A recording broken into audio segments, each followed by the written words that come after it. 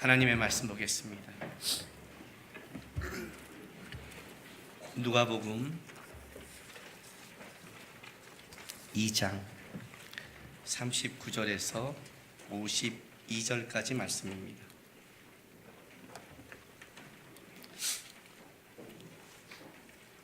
누가복음 2장 39절에서 52절까지 말씀 우리 한 절씩 교독하겠습니다. 주의 율법을 따라 모든 일을 마치고 갈릴리로 돌아가 본 동네 나사렛에 이르니라.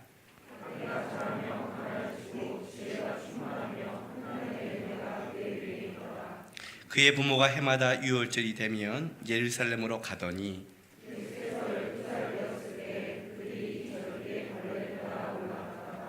그날들을 마치고 돌아갈 때 아이 예수는 예루살렘에 머무셨더라. 그 부모는 이를 알지 못하고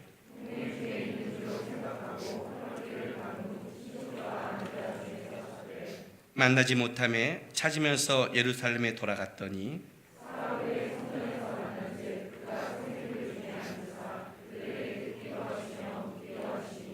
듣는 자가 다 그 지혜와 대답을 놀랍게 여기더라.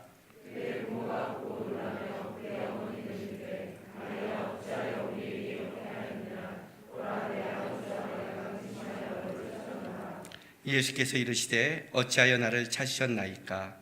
내가 내 아버지 집에 있어야 될 줄을 알지 못하셨나이까 하시니 예수께서 함께 내려가사 나사렛에 이르러 순종하여 받으시더라. 그 어머니는 이 모든 말을 마음에 두니라.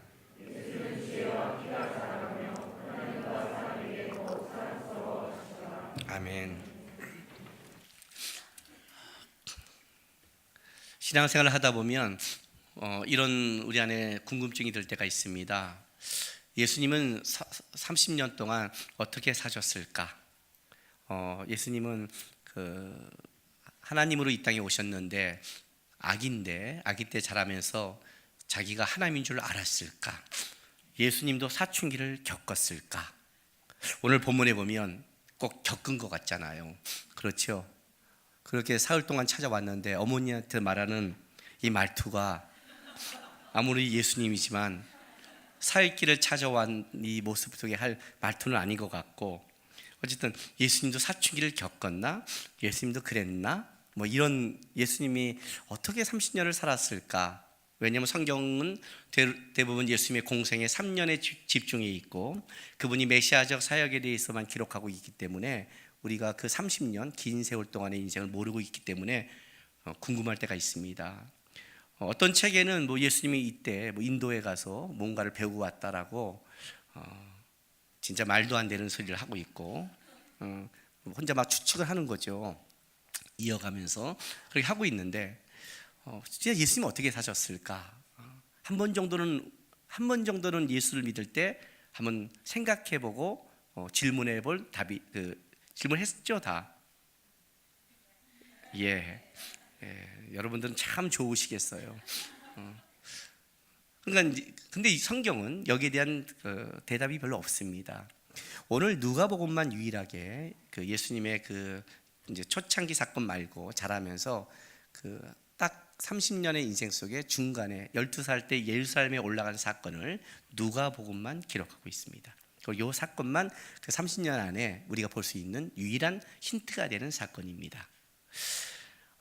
그러면 이 사건을 도대체 왜 기록했을까? 도대체 성경은 이 사건을 통해 뭘 드러낼까 할 때 오늘 우리 이 사건을 좀 자세히 보면 실제로 예수님의 30년 동안의 삶이 요거 안에 취약되어 있다는 겁니다.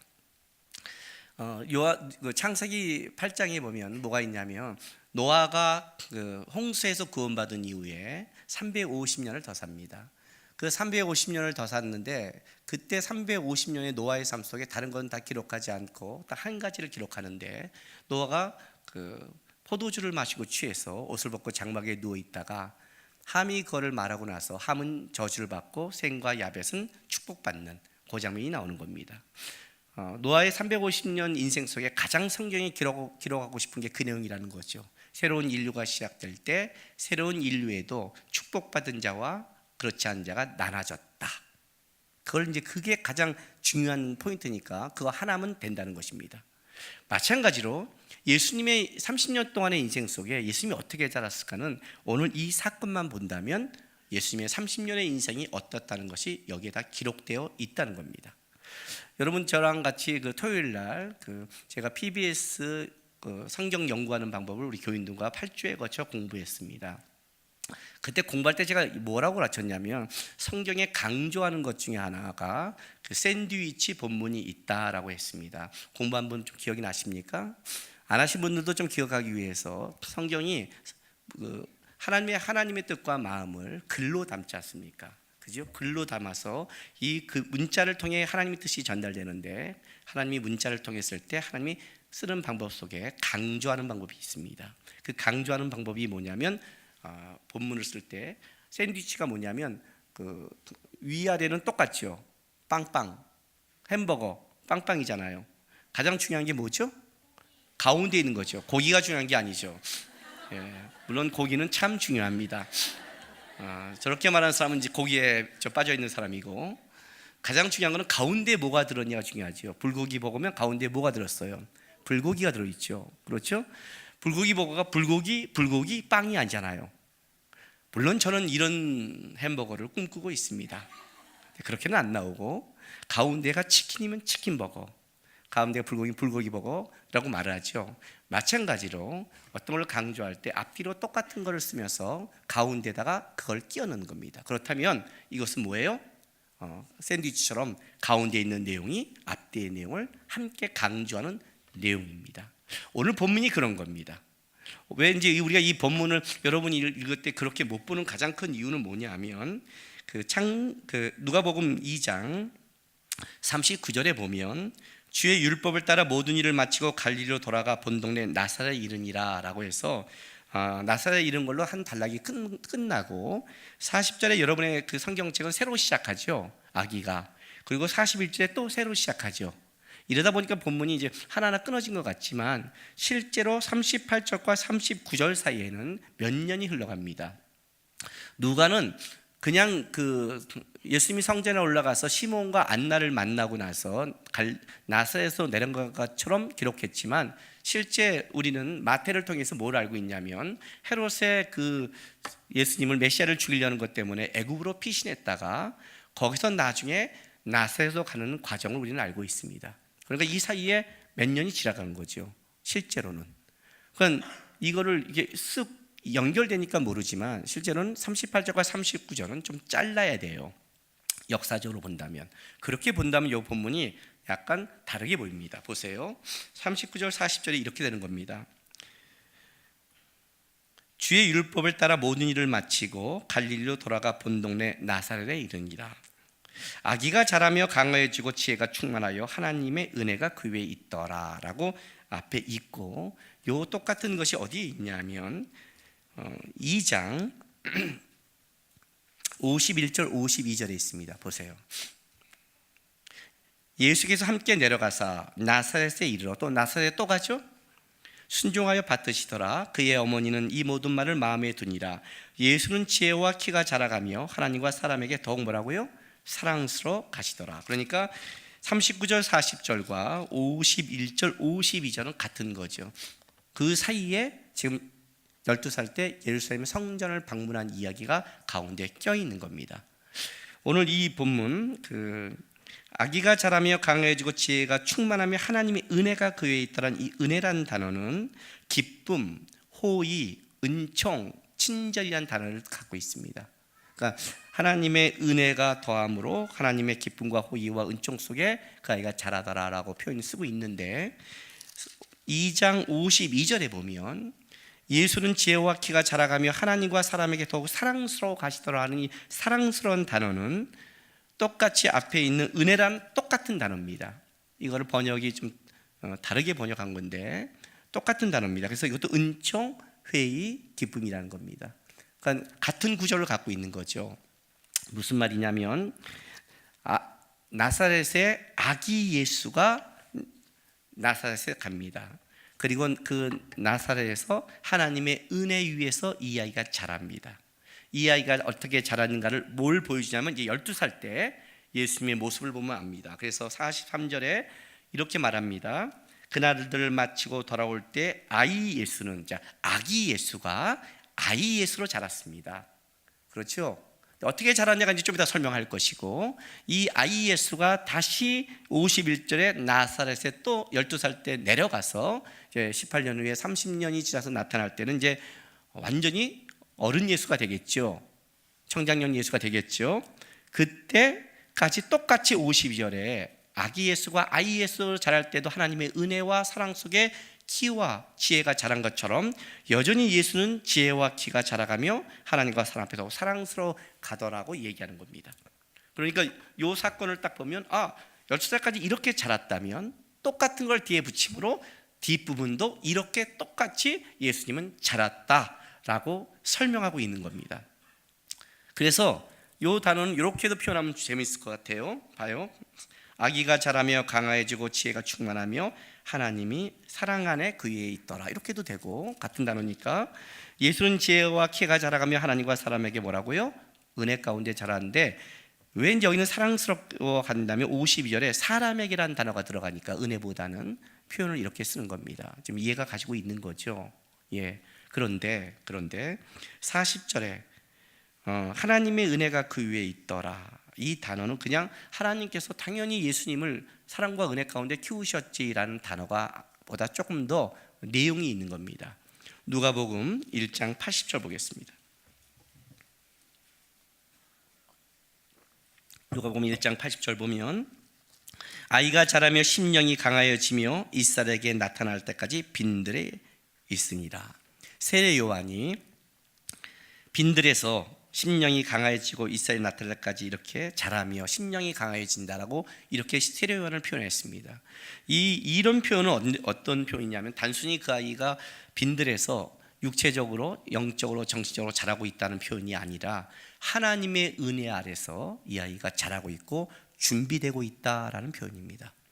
세례 요한은 빈들에서 혼자가 아니라 하나님이 그가 예수님이 이제 공생애를 시작하기 전에 광야에서 외치는 자의 소리가 있어 하는 걸 준비하기 위해서 그는 빈들에서 하나님의 은혜 가운데 준비되어 있고, 예수님은 선한 것이 나겠느냐 하는 그 나사렛에서 하나님의 은혜 가운데 그는 육체가 자라고 은혜가 자라고 영이 자라면서 자라고 있다를 강조하는 겁니다.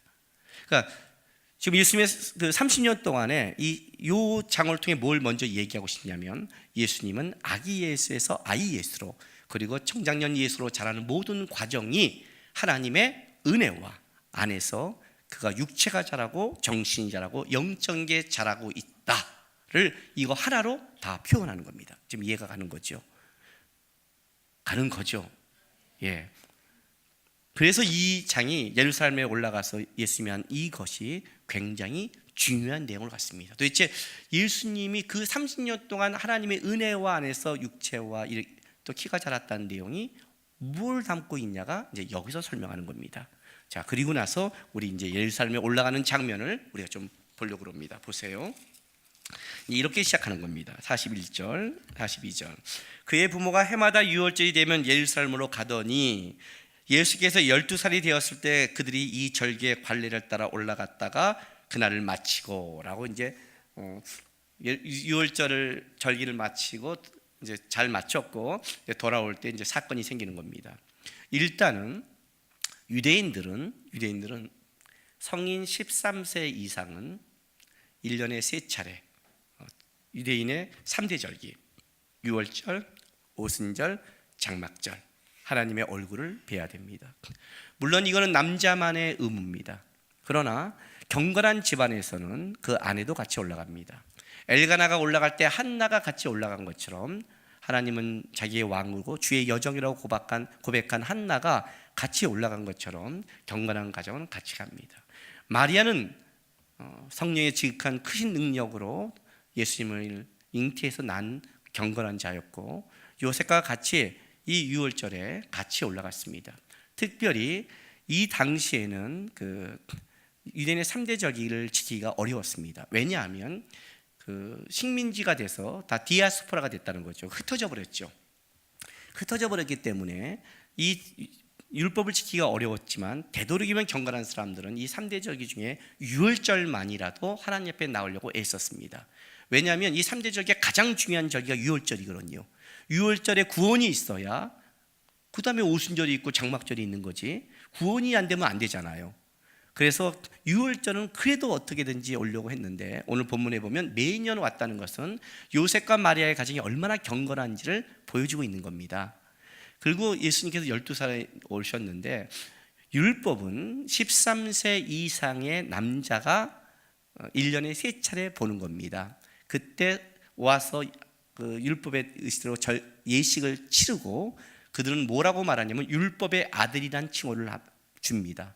무슨 말이냐면 이제 그는 율법을 지키는 자라고 인정받는 건데, 예수님이 12세에 지금 올라오고 있거든요.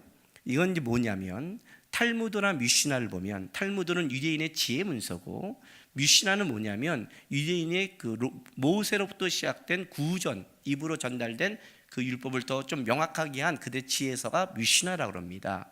이 뮤시나는 그 유대인들에게 있어서 율법과 동일시될 만큼 권위가 있는 겁니다. 여기에 보면 어떤 게 나오냐면, 13세 청년이 돼서 이제 올라와서 율법의 아들이 되기 전에 1, 2년 전에 그 아이를 먼저 데리고 와서 그가 다음에 이런 의식을 행하기 전에 쉽게 말하면 선행학습을 하는 겁니다. 와서 보고 너가 내년에 이제 하나님 앞에서 율법의 아들이 될 때 이런 정결 의식, 이런 예식을 치러야 되는 걸 먼저 보여주고 먼저 행하는 겁니다. 그러니까 지금 예수님은 바로 이제 13대 율법의 아들이 되기 전에 이제 그걸 보기 위해서 부모를 따라 예루살렘에 방문한 겁니다. 이제 그 기간에 올라와서 뭐 다른 사람들이 율법의 그 의식을 하겠죠. 13대 청년들이, 소년들이 하겠죠. 그걸 보고 다 의식을 치르고 이제 다 마치고 유월절 행사가 싹 마친 겁니다.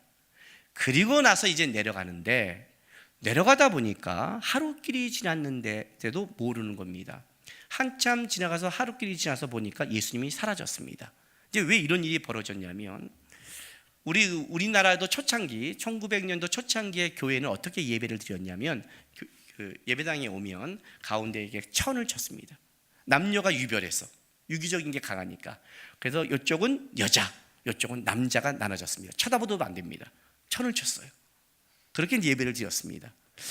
이때도 마찬가지로 오고 갈 때는 혼자 가는 게 아니라 친척들이 함께, 유월절 전체 행사니까 다 같이 가는 겁니다. 왜냐면 이건 요셉과 마리아만 가는 것이 아니라 다 같이 가는 겁니다. 그러면 어떻게 하겠어요, 여러분? 저도 어디 간다 그러면 예를 들어서 뭐 노예나 뭐 목사님들 모임이 있다면 내 친한 목사들과 모아서 한 차로 가죠. 그래야 즐겁고 오고 가고 할 거 아니에요. 이들은 이때는 어떻게 갔냐면, 남자는 남자끼리 가고 여자는 여자끼리 갔습니다. 어쨌든 2000년 전 얘기 아닙니까?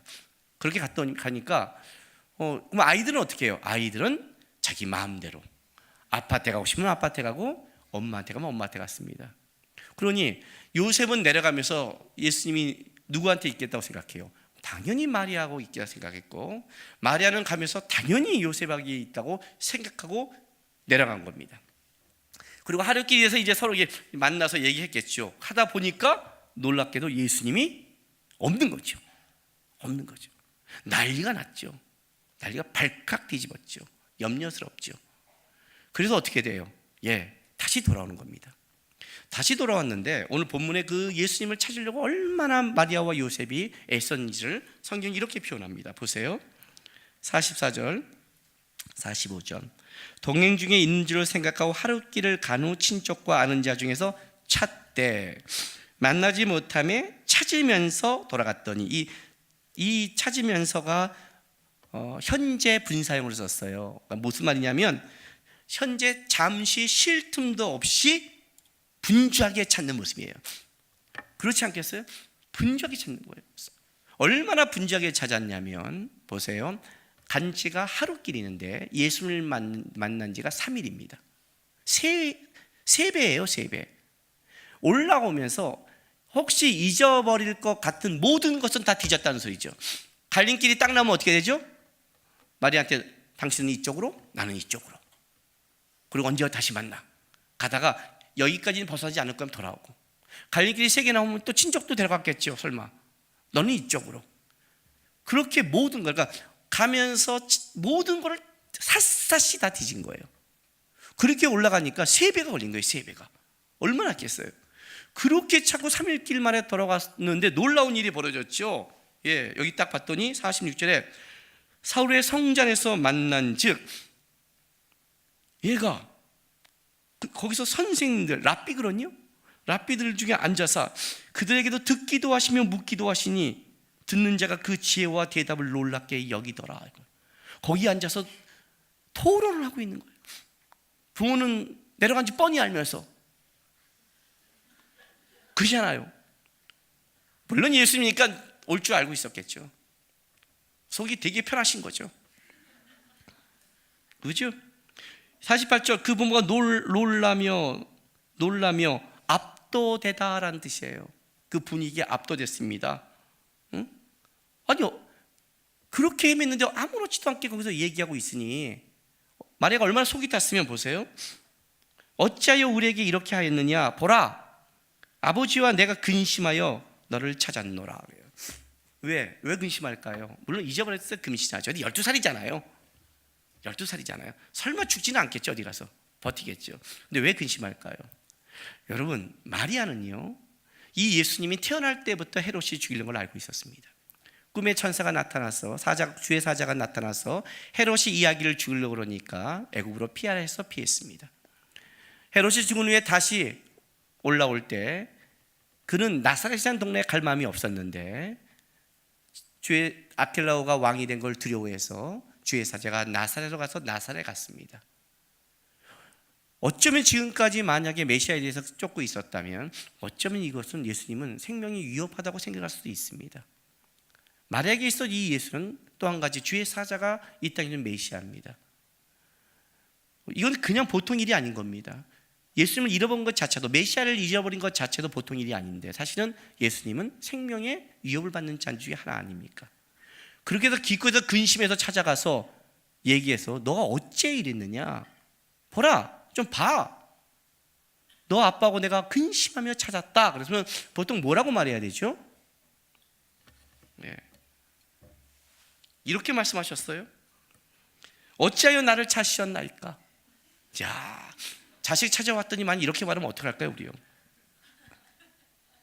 예수님이 지금 어떻게 받은 줄 알아요? 여러분, 예수님이 받은 말을 잘 봐야 돼요. 48절, 어찌하여 우리에게 이렇게 하였느냐. 그랬더니 예수님이 어찌하여 나를 찾으셨나이까 이렇게 말한 거예요. 어찌하여를 어찌하여 받는 거예요. 그 황당하죠? 지금 마리아는 어떤 생각하냐면, 야, 어떻게 있을 수 있어? 우리가 내려가는 줄 알고 말을 해야 될 거 아니야. 예수님 뭐라는 줄 알아요? 말을 해야 알아요? 그걸 왜 말해요? 이렇게 말하는 거예요. 누가 상식적이고 누가 비상식인가요? 예수님도 지금 사춘기를 겪고 있는 건가요? 그리고 그 다음에 이렇게 말씀하세요. 내가 내 아버지 집에 있어야 될 줄을 알지 못하셨나이까. 내가 내 아버지 집에 있어야 할 줄 알지 못하셨어요? 이렇게 말해요. 이런 얘기를 하는 거죠. 성도 여러분들이 교회에 와서 저를 찾아요. 제일 먼저 저를 찾아서 올 곳이 어디죠? 제 방이죠. 제 방이잖아요. 내 방부터 와야 될 거 아니에요.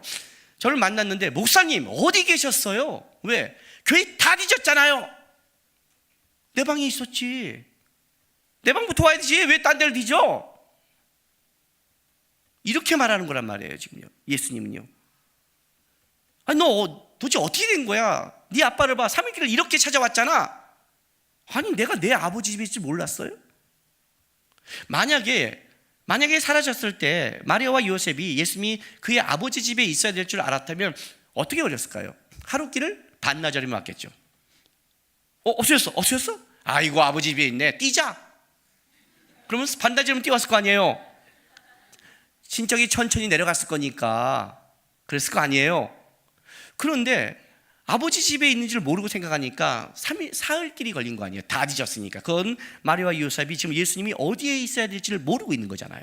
지금 예수님이 이걸 책망한 거 아니에요, 마리아한테. 내가 없어졌다고 하면 내가 어디에 계실 줄 모른단 말이에요. 내가 내 아버지 집에 있는 거 당연하잖아요. 그래요. 여러분, 이 표현은 굉장히 중요한 표현입니다. 왜냐하면 요한복음 5장 17절 18절 보겠습니다. 150쪽입니다.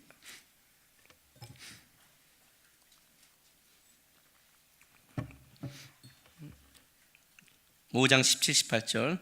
예수께서 그들에게 이르시되 내 아버지께서 이제까지 일하시니 나도 일한다 하시매 유대인들이 이로 말미암아 더욱 예수를 죽이고자 하니 이는 안식일을 범할 뿐만 아니라 하나님을 자기의 친아버지라 하여 자기를 하나님과 동등으로 삼으심이더라. 자, 예수님께서 지금 뭐라고 말하냐면 내 아버지께서 일하시 나도 이제 일한다. 유대적 표현으로 말한다면 이것은 그냥 단순하게 우리가 말하는 하나님 아버지가 아니라 하나님과 동등된 표현입니다. 아들이란 자기 아버지와 동등된 권위와 실력과 위력을 갖고 있는 겁니다. 예수님이 내 아버지라고 말하는 순간 그는 신성 모독죄를 진 겁니다. 유대인들은. 그래서 돌로 쳐 죽이려고 하는 거예요. 실제로요. 예수님이 12살에 지금 와서 뭐라고 말하냐면 내가 내 아버지 집에 있어야 할지 모릅니까? 이 말은 무슨 말이냐면 예수님은 자기 안에 자기가 하나님과 동등된 성자 메시아라는 것을 인식하고 있었다는 뜻입니다. 예수님은 자라면서 우리가 그런 말 묻죠. 예수님 청년 때 자기가 하나님을 알고 있었을까? 예, 그는 자기가 하나님인 걸 알고 있습니다. 그는 신성이 인간이 아니라 완전한 신으로 이 땅에 온 것을 저는 알고 있는 겁니다. 당연히 내가 내 아버지 집에, 내 아버지 집이라는 건 단순히 하나님 집이 아니라 내 집이란 뜻입니다. 내 집에 내가 있는데 당연한 거 아닙니까? 우리 동네 와서 나를 찾으면 내 집으로 와야 될 거 아닙니까? 내가 없어지면 내 집으로 찾아와야지. 어느 집에서 찾는 겁니까? 이런 뜻을 갖고 있는 겁니다.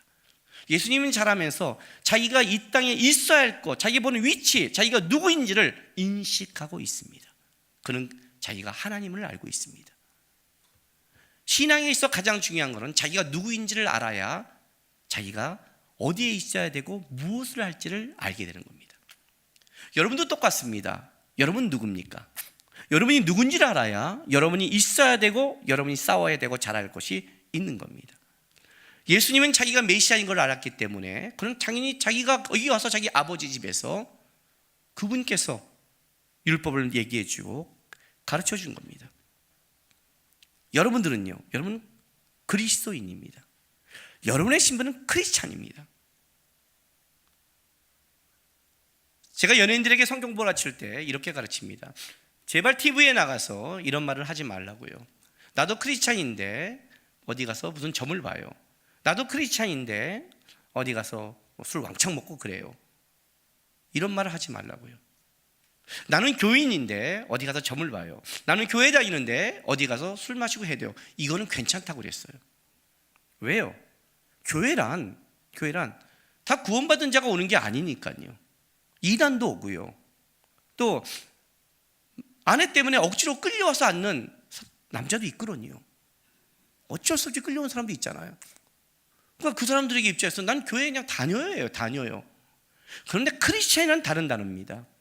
나는 그리스도를 주로 믿고 나는 그리스도를 따라가며 나는 그리스도의 마인드로 살아가는 사람입니다가 크리스찬이라는 거예요.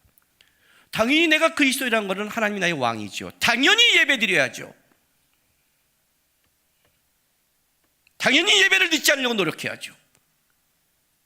예배드리는 걸 애써야죠. 주의 말씀을 배우려 해야죠.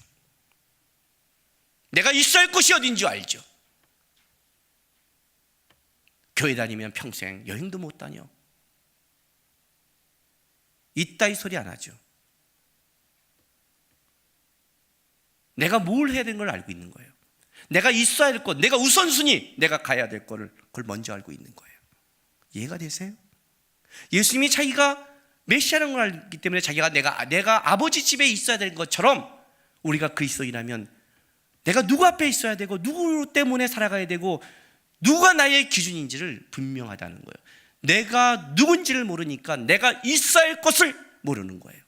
이게 가장 신앙의 문제인 거죠. 예수님은 자기가 누구인지를 알았어요. 자기가 이 땅에 메시아로 온 걸 알았어요. 그것 또 한 가지는 예수님은 자기가 뭘 알았냐면 보세요. 오늘 이 본문에 보면 51절 보세요. 예수께서 함께 내려가사 나사렛에 이르러 순종하여 받드시더라. 그의 어머니는 이 모든 말을 마음에 두니라 그랬어요. 다시 예수님께서 여기서 내가 내 아버지 집에 있어야 될 줄 모르겠습니까? 라고 이제 한 다음에 다시 이제 내려갔을 때에는 함께 내려가서 나사렛에 이르러서는 다시 순종하여 받드셨다고 합니다. 누구한테 순종하고 누구를 받들었겠습니까? 요셉과 마리아입니다. 아직 하나님께서 공생애를 시작할 시간과 때를 주지 않았습니다. 그 기간 동안 예수님은 뭘 하셨냐면 다시 인간으로 오신 예수, 인성 예수, 그 인간으로서 온 삶을 충실하게 살아갔습니다. 하나님께서 아직 그를 드러내기 전까지는 그 육체의 부모에 대해서 순종하고 받들었다고 말합니다. 그리고 그는 우리가 살아간 길을 똑같이 하나님이지만 메시아지만 메시아의 권위를 드러내지 않고 육체의 자식으로서의 삶을 30세까지 살아갔다고 기록하는 겁니다. 히브리서 4장 15절 보겠습니다.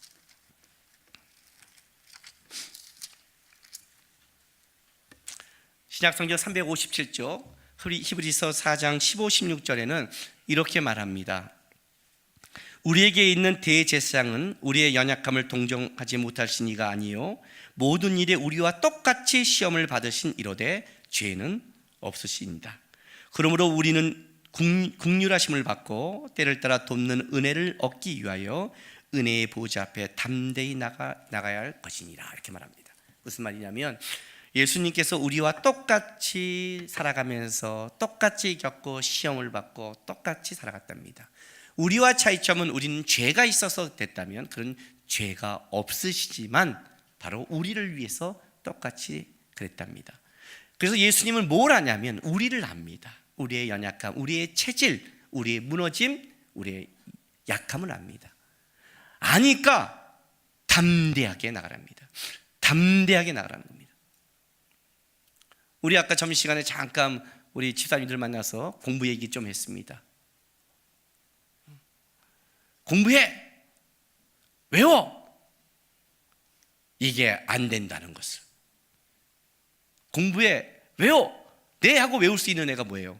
그것도 재능이고 달란트라는 것을. 대부분의 사람들은 안 되는 거예요. 그렇게 쉽게 되지 않는다는 거죠. 공부를 못 해본 사람은 어떤 게 있냐면 공부를 못한 사람의 특징을 압니다. 제가 이런 말 했죠. 저는 수영을 잘하지 못하지만 수영이 무서워하는 사람을 웬만한 사람을 가르치면 30분 안에 그가 떠서 발차고 간다고요. 수영 선수도 못한 거를 저는 몇 명을 가르쳤습니다. 몇 명을. 왜요? 예. 수영 선수들은 운동신경이 너무 좋아서 빠자마자 손을 저으면 그냥 가는 거예요. 그거 뭐라고 가르치냐면 손을 저어 그래요. 미치는 거죠. 저는 물이 무섭거든요.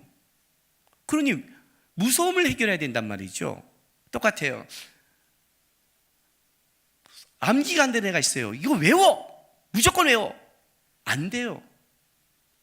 근데 저는 그 암기 못하는 애가 암기하는 방법을 딴 애보다 더 빨리 하는 방법을 저는 알고 있어요.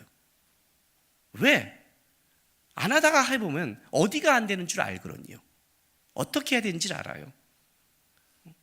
영어 시험 봐서 단어 한두 개밖에 못 맞히는 애가 내가 단어 외우는 비법 딱 가르쳤더니 다 맞아버렸어요. 놀랍죠? 예. 단기시키는 것들은 왜냐면 그건 해본 거예요. 바닥을 쳐봐야 돼요. 전교 1등 하는 사람은 입을 다물어야 돼요. 운동신경에 뛰어난 사람도 입을 닫혀야 되죠. 누구만이 말할 권위가 있느냐? 예, 물을 무서워서 허부적거리다가 뜬 사람만이 권위가 있고 하위 2%를 살아본 사람만이 인생과 공부를 얘기할 자격이 있는 거예요. 거기서 살아봐야 알거든. 걔네가 뭐 때문에 힘들어하고 왜 학교 가는 게 힘들고 대접받는 게 힘든 거를 겪어봐야 되거든요. 예수님이 거기까지 가셨다는 거예요. 그래서 그 예수님 앞에 뭐라고요? 예, 긍휼히 여겨주니까 담대하게 은혜로 나가는 것은 너가 무너지고 반복하는 것과 힘듦을 그는 아신다는 거예요. 인간 예수로서도 그는 충실되게 살아갔다는 거예요. 이 표현에 뭐가 나오냐면 예수님의 신성과 예수님의 인성이 다 자라고 있다는 거예요. 육체가 자라는 것은 그는 우리와 똑같이 육체가 자라는 걸 겪었고 그러면서 그는 자기가 메시아임을 인식하며 자기가 아버지 집에 있어야 될 것. 오늘 이 본문에 보면 이 아버지 집이라고 그러니까 성전이라고 생각하면 안 돼요. 이건 복수인데 문자적으로 번역하면 이렇게 돼요.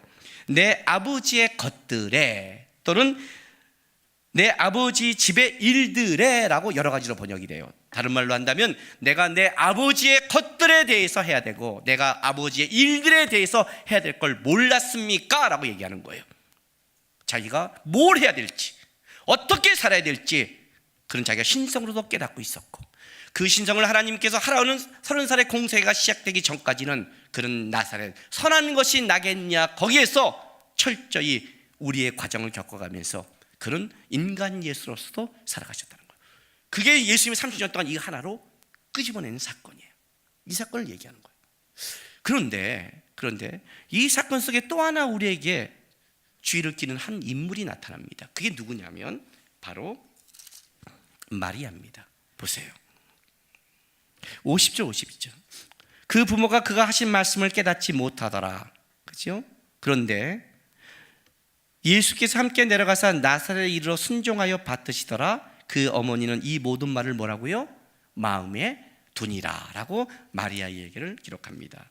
이 모든 말은 지금까지 모든 말입니다. 이게 무슨 말이냐면 단순히 이 사건을 얘기하는 게 아니라 처음으로 말하자면 주의 사자가 나타나서 은혜 받은 자여라고 지극히 크신 능력이 너를 덮으면 너가 처녀가 잉태하여 아들을 낳을 것이라고 한 그때로부터 시작해서 지금까지 만난 주의 사자와 한 모든 이야기들을 마리아는 기억하고 마음에 담아두었다는 뜻입니다.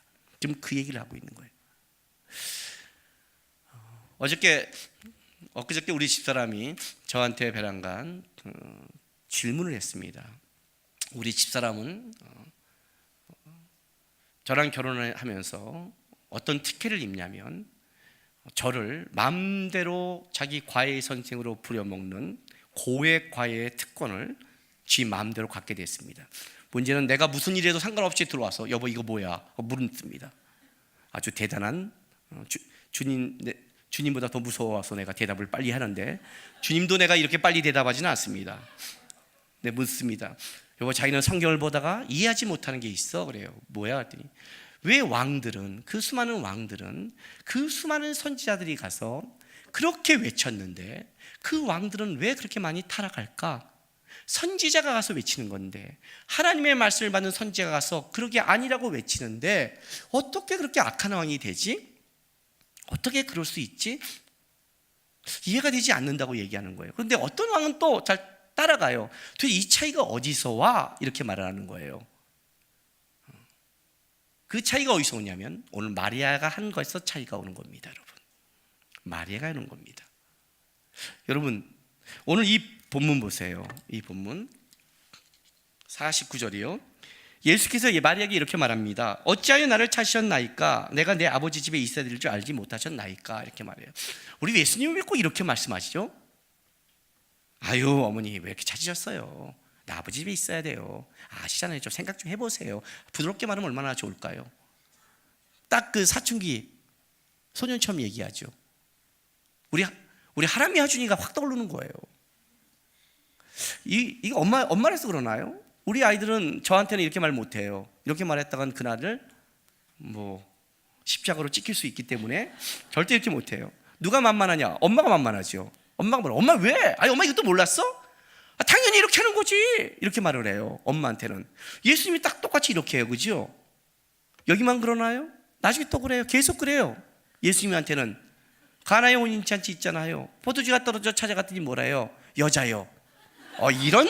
이런 망발을 여자요라니. 이제 와서 어떻게 그런 말을? 그렇죠. 근데 마리아는 또 아무렇지도 않아요. 이제 이 표현을 좀 아셔야 돼요. 도대체 이게 뭘까요? 이게 지금 왜 예수님은 이런 표현을 썼고 마리아는 왜 그걸 가슴에 담아두었을까요?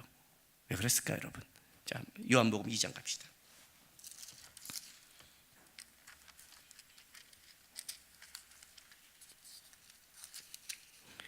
요한복음 2장 1절부터 보면 5절까지 가나의 혼인잔치, 예수님께서 물 포도주로 만드는 장면입니다. 2장 1절. 사흘째 되던 날 갈릴리 가나에 혼례가 있어 예수의 어머니도 거기 계시고 예수와 그 제자들로 혼례의 청음을 받았더니 포도주가 떨어진 자 예수의 어머니가 예수에게 이르되 저들에게 포도주가 없다 하니. 얼마나 예수님이 지금 강조된 줄 아시겠죠? 그죠? 반복이 강조인데 예수께서 이르시되 여자여 나와 무슨 상관이 있나이까? 내 때가 아직 이르지 아니었나이까? 그죠? 좀 그렇죠? 그런데 마리아는 그의 어머니가 하인들에게 이르되 너희는 무슨 말씀을 하시든지 그대로 하라 하니라 라고 말을 해요. 그리고 나중에 예수님께서 진짜 말할 때 물이 갖다 주니까 포도주가 돼요. 문제는 이거예요. 이 가나의 혼인잔치는 예수님이 첫 번째 이적이라고 그래요. 첫 번째 이적이에요. 그렇다면 예수님이 그 전에 어떤 이적을 많이 일으켰다면 마리아가 그걸 바라보고 있었기 때문에 기다려라 이럴 수 있어요. 그러나 예수님은 이적을 아직 일으키지 않았어요. 그런데 예수님께 찾아가서 뭔가를 부탁을 했는데 마리아가 그대로 있었다는 것은 마리아 안에 뭔가 있었다는 거죠. 이적을 보지도 않았음에도 불구하고 뭐가 있었을까요? 마리아 안에 뭐가 있을까요? 오늘 우리가 누가복음에서 봤듯이 예수님이 이렇게 말합니다. 여러분 예수님이 왜 이렇게 말한 줄 아십니까? 예수님은 지금 육체의 아들로 얘기하는 게 아닙니다. 그는 지금 메시아로서 얘기하는 겁니다. 공생애가 시작됐습니다. 그는 이제 물론 마리아를 통해서 왔지만 육체의 아들로서는 30년 동안 순종했고 이제는 자기의 본연엔 뭐예요? 십자가를 지는 길을 이제 메시아로서 가는 겁니다. 그는 철저히 하나님께 순종하고 하나님의 때에 하나님의 방법을 쫓는 겁니다. 마리아가 급하게 인간적인 방법과 인간적인 때로 온 겁니다. 여기에 대해서 그는 어머니의 부탁인 그 얘기가 하는 게 아닙니다. 여자여 나와 무슨 상관이 있습니까? 여러분 이게 상관이 있죠. 육체적으로 한다면 내가 모르는 어떤 사람이 우리 아내에게 뭘 부탁했습니다. 아내가 여보 이것 좀 도와줘 할 때 여자여 그게 나와 무슨 상관이야? 이렇게 말했던 어떤 입이 벌어져요. 아니 여자라고 안 부르고 여보 그게 나와 무슨 상관이야 하는 순간 난 죽죠. 왜? 그 사람과 나는 상관없지만 우리 아내와 상관이 있는 거 아니에요. 우리 아내가 내가 시켰다. 왜? 내가 부탁하는 거다. 그 사람이 일 안 할 거야? 그럼 내가 어떻게 안 해요? 진짜 그렇게 말하시죠. 당신의 일이라고 이렇게 해야 될 거 아니에요. 아내의 일이니까 이 문제가 이게 어떻게 혼인잔치 집제예요. 자기 어머니가 부탁한 건데 나와 무슨 상관이 있다니. 어머니가 부탁하니까 상관이 있지. 육체적으로는 그렇다는 거예요. 그러나 지금은 예수님은 육체적으로 온 인간 예수의 부모의 문제가 아니라는 거예요. 이 가나의 혼인잔치는 굉장히 중요한 사건이거든요. 물이 포도주가 되는 거예요. 이해가 되세요? 예수가 이 땅에 오신 본질이에요. 본질. 우리를 변화시키는 거예요. 물이 포도주가 될 수 있어요? 본질이 바뀔 수 있어요? 안 바뀌어요. 죄인이 의인으로 바뀌어요? 못 바뀌어요. 그걸 바꿀 수 있는 유일한 예수님밖에 없어요. 예수만이 본질을 바뀌어요. 예수만이 죄인을 의인으로 바꾸는 거예요. 그걸 하러 왔어요. 하나님의 때 하나님의 방법으로 보여주려는 거예요. 그런데 그걸 인간의 육체의 부모가 와서 말하는 거예요. 당연히 여자였죠. 왜냐하면 그때 메시아와 마리아는 구원자와 죄인일 뿐이에요. 나와 무슨 상관이냐는 거예요. 내 때가 이르지 않았어요. 내 때, 하나님의 때. 근데 마리아가 이걸 알아들었어요. 어떻게 알아들었을까요? 마음에 뒀으니까. 마음에 뒀으니까 이 안에. 내가 내 아버지 집에 있을 줄 몰랐습니까? 마음에 담았으니까. 마음에 담았으니까 그것이 움직이는 거예요. 신앙생활에 가장 중요한 게 뭔지 아세요? 여러분의 마음에 뭐가 있냐가 중요한 거예요. 마음속에 뭐가 있는지가. 여러분의 마음속에 있는 걸 통해 여러분은 움직이기 시작해요. 여러분의 마음속에 있는 걸 반응하는 거예요. 예수님의 이 말도 내가 내 집에 있을 내 아버지 집에 있을 줄 모르겠습니까? 이것도 예수님은 신성으로서 얘기하는 거예요. 어떻게 물읍니까? 주의 사자가 얘기하고 내가 메시아라는 걸 당신 누구보다 잘 아는 사람이 당연히 여기로 와 있어야지 라고 얘기하는 거예요. 다른 사람은 무슨 말인지 몰라요. 마리아는 마음에 담아두는 거예요. 마음에 뭐가 담아두냐가 여러분의 신앙을 반응하는 거예요. 여러분 속이 먼저 밖에 어떤 문제가 중요한 게 아니라 여러분 속에 마음에 뭐가 있냐를 보셔야 되는 거예요. 저는 예수님께서 마리아를 특별히 사랑했다고 생각을 해요. 어머니로서 육체의 어머니와 이 땅에 자기를 태어난 그 연단과 그런 결단 그런 것도 물론 했겠지만 이 여인의 믿음에 대해서 저는 더 사랑했다고 생각을 해요. 왜냐하면 저도 성도들을 이렇게 하다 보면 여러분 가끔 불러다 혼낼 때가 있어요. 혼내면 목사님이 혼냈다고 삐져버려요. 그럼 제가 안 혼내요. 왜 그런 줄 아세요? 제가 혼낼 때는 그가 그걸 받을만 하니까 혼내요. 그렇지 않겠어요 여러분? 오늘 제가 아침에 교회를 오는데 엘리베이터가 4층에 있는 거예요. 그래서 계단을 걸어왔죠. 걸어왔더니 중간에 누가 앉아 있냐면 우리 그 초딩들이 1, 2학년 되나 애들이 둘이 남자애들이 앉아 있는 거예요. 내가 올라왔더니 저를 봤어요. 제가 누구예요? 담임 목사 아니에요. 그럼 나를 봤으면 어떻게 해야 돼요? 인사해야지. 어떻게 인사해야 돼요? 일어나서 흔히 말하는 배꼽 인사 정도는 안 하더라도 목례는 해줘야 되잖아요. 나를 딱 보더니 안녕하세요. 앉아서 그래요. 그리고 아무렇지 않게 지내 얘기를 해요. 안녕? 하고 지나갔어요. 내가 이런 대접을 받다니. 그리고 복도로 가라는데 또 애들을 만났는데 보더니 아무렇지 않게 쓱 보고 지나가. 인사도 안 하고. 내가 걔 불러서 안녕 그랬더니 야, 너 그럼 내가 서창근 목사님한테 이른다 그랬더니 그때 무서워서 인사해요. 아니 부목사보다 못해요 내가. 자, 걔가 20살이 됐어요. 인사는 어떻게 해야 돼요? 20살이 됐는데도 인사를 안 하면 포기하던가 죽이던가 해야겠죠. 근데 말을 해서 걔가 삐지고 교회를 떠나려면 안 하겠죠. 기다리겠죠. 이놈아 인사해지 이놈 새끼야. 이건 뭐예요? 알아듣는 애게 하겠죠. 마리아에게 내가 내 아버지 집에 있을 줄 몰랐습니까? 알아들 수 있는 여인이죠. 여자여 내가 무슨 상관입니까? 마리아가 삐졌어. 가버렸어. 야 30년 키웠는데 애 새끼가 복음서가 이상해지는 거야. 마리아가 집 나갔어. 예수님이 찾아가. 어머니 왜 그러세요 또. 이러면 복음서가 이상해지잖아요. 말귀를 알아듣는 거죠. 말귀를. 그 말이 뭔지를 알아듣는 거예요. 하인들에게 기다려라 그래요. 왜? 그 속에 마음에 담아둔 것이 세상적인 것이 아니기 때문에 그런 거예요. 먼저 여러분 삶 속에 여러분의 마음에 담아둔 게 뭔지를 아셔야 돼요. 여러분 왜 유혹을 받을까요? 마음에 담아뒀으니까. 왜 그 말이 그렇게 상처가 될까요? 마음에 담아뒀으니까. 왜 그 말이 그렇게 하나님을 만나기가 어려울까요? 그걸 마음에 담아뒀으니까. 담아둘 걸 담아둬야 생명이 되는데 담지 말 걸 담으면 그게 여러분을 망하게 만드는 거예요. 선지자가 와서 그렇게 하나님의 말씀을 줬는데 그들은 선지자의 말을 담은 게 아니라 자기 걸 담았어요. 자기 욕심과 왕국을 담았겠죠.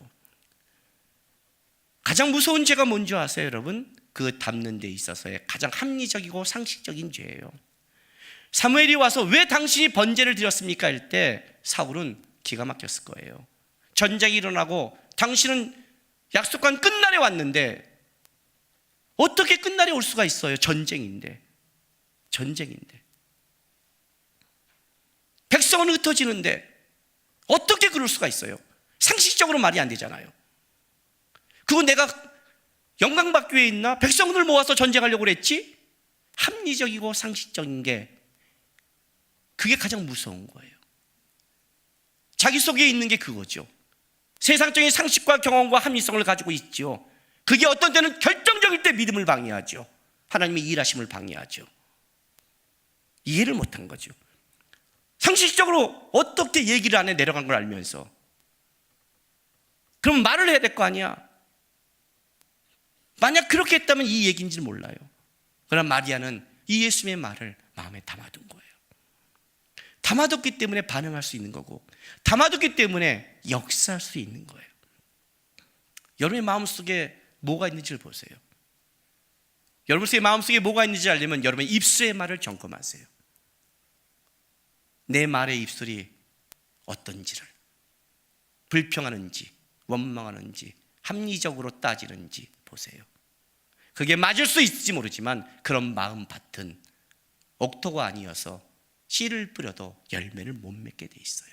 하나님의 때에 하나님의 일하심을 모르게 돼 있단 말이에요. 세상적인 건 지혜롭고 잘할지 모르지만 모르는 거예요. 이해가 되세요? 마음에 뒀기 때문에 있어야 될 것을 아는 거고 내가 행할 것을 아는 거예요. 여러분의 마음속에 예수님이 있다면, 여러분이 그리스도인 걸 안다면 내가 있어야 하고 내가 배워야 되고 내가 써야 될 게 뭔지를 알게 돼 있단 말이에요. 여러분, 돼 있단 말이에요. 신앙생활하면서 나는 얼마나 열심인데 다른 사람 비해서 나는 이러면 평생 못 가요가 아니에요. 그게 아니에요. 기준을, 사람을 잡지 마세요. 그러면 낮아져요. 죄인을 기준으로 잡으면 낮아져요. 기준은 누굴 잡아야 되냐면 예수를 잡아야 되는 거예요. 그 예수님이 보여주는 거예요. 기준을 잡으려면 마리아 같은 자를 잡아야 되는 거예요. 그래야 온전에 더 가까워지는 거예요. 오늘 이 얘기를 하고 있는 거예요. 예수님께서는 그 30년 동안에 예루살렘의 성전에 자기 아버지 집에 자기가 있어야 할 것을 알고 자기가 어떻게 부름받음을 알았고 그때를 위해 내려가서는 인간 예수로서 순종을 다하며 부모에게 받들면서 하나님의 때를 기다리는 육체와 영이 모두 온전하게 30년을 하나님 앞에 기다리며 은혜 가운데 자랐다. 그리고 30년을 보여주는 거예요. 그 가운데 마리아는 예수님의 말씀에 처음에는 어디에 있을지 모르고 어디로 가야 될지 몰랐지만 예수의 말을 마음에 담아두고 그를 봤더니 나중에 예수님께서 일하시고 기적을 일으킬 때 바로 그 마음에 담아둔 것을 통해서 역사할 수 있었고 함께 할 수 있었다는 거예요. 예수님의 가상칠언 세 번째가 여자여 보소서 아들이니이다. 보라 내 어머니다. 저는 이 본문을 읽으면서 펑펑 울었어요. 가상칠언이에요. 십자가에 풀려 돌아가시면서 한 7마디인데 그 세 번째가 뭐냐면 이 여인, 자기를 낳고 평생을 마음에 품고 살아왔던 이 여인이 그가 십자가에 달려 죽어서 구원을 이루는 걸 볼 때 알지만 얼마나 가슴이 아팠겠어요. 그 여인을 기억하고 여자여 보소서 아들입니다 해주고 사랑하는 제자한테 내 어머니라고 부탁하는 그 예수님의 일하심이 있는 거예요. 그게 우리의 위로라는 거예요. 세상이 아니라, 세상으로 주는 게 아니라 주님의 마음을 담고 살고 주님의 마음을 담고 사는 자를 역시 주님도 그를 마음에 담아서 그에게 이야기하고 함께 갈 수 있는 것, 그게 신앙이고 복이죠. 여러분 복을 뭐라고 생각하세요 도대체? 여러분의 마음밭이 하나님 은혜가 담겨 있는지, 감사와 거룩이 담겨 있는지, 주님을 쫓고 있는지 내 마음밭을 점검하고 내 마음밭에 담을 걸 담고 은혜를 담아서 하나님이 일하실 때 믿음으로 반응하고 믿음으로 쫓는 믿음의 사람이 되길 주님의 이름으로 부탁합니다. 기도하겠습니다. 이 시간에 우리 기도합시다. 하나님, 내 모습 언제나 부끄럽습니다. 주님만이 나를 세우고 주님만이 내 죽은 내 영을 깨울 수 있습니다. 내 안에 주님이 계셨으면 좋겠습니다. 하나님, 은혜를 담게 도와주십시오. 주님이 나에게 부탁하는 걸 담게 도와주십시오. 불평과 원망을 담지 않게 도와주십시오. 은혜를 담아서 주님을 온전히 쫓아가는 신앙 되게 도와달라고 우리 이 시간 다 같이 고백하며 결단하며 나가겠습니다. 기도하겠습니다.